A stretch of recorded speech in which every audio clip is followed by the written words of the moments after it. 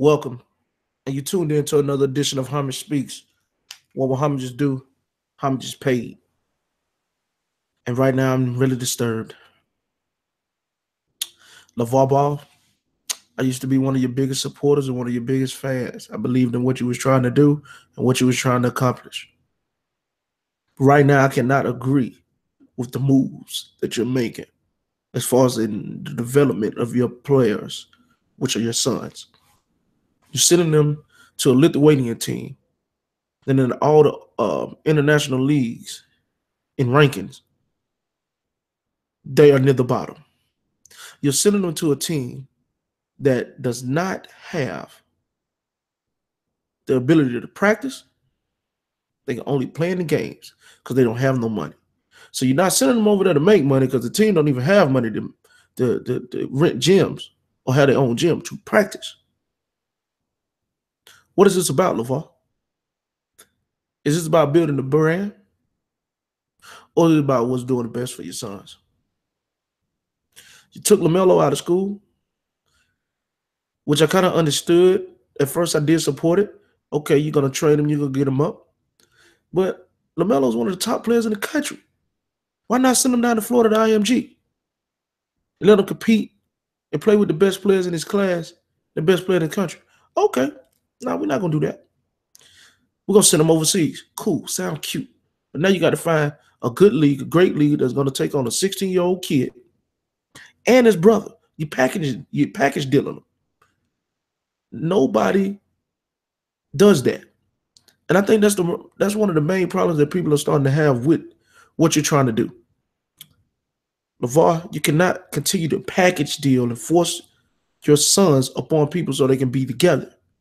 No, you need to let these young men develop their own games, develop their own personalities, and then once they make it to the platform because they're brothers, then they will come together. Quit trying to force them to come together. That don't work. Your sons is not the first group of brothers to make it to the NBA. Steph Curry and his brother. And we're talking about the MVP of the league. Steph is having a hard time trying to stay on the team, and he can play. He's proven that he can play. You got the Morris twins, split them up. You got the Barry brothers, split them up. This happens. You got the Grant brothers, split them up. Guys, you had Dominique Wilkins, his brother, split them up.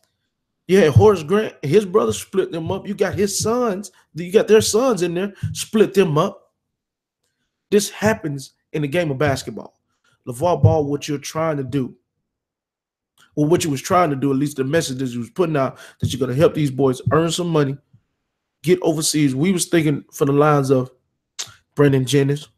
He went to overseas, made that bread. We know overseas they have certain academies, very similar to our top high schools, where they put these kids in there, they train them up, they breed them up, and then they bring them to the NBA. Ricky Rubio is one of these products. Dirk Nowitzki is also one of these products. Paul Gasol is also one of these products. Marc Gasol is one of these products, where they put the kids in the schools, they train them, they breed them, they get them ready to come to the NBA, and they come over here and they do their thing, make their money, and life is good. What you're doing for LaMelo, what you're doing for Lonzo, and what you're doing for Cello is not allowing them to develop into basketball players in the environment that they need to develop being a basketball player is. You cannot make a killer overseas, because if he's going over there and killing it overseas, when he comes to America, it's going to be a culture shock when he cannot do what he normally do. It's going to hurt him. LeVar Ball, tighten up, man. I've been one of your biggest supporters for a while, but you're starting to make me upset, and I'm starting not to see the vision anymore as much as I used to.